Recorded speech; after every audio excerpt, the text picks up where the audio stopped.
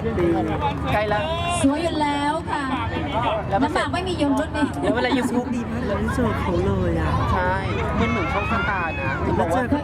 เอง20แล้วเขาไม่2 ขวบ พอหยุด เนาะ ปุ๊บไม่หาแล้วพูดไม่หาแล้ว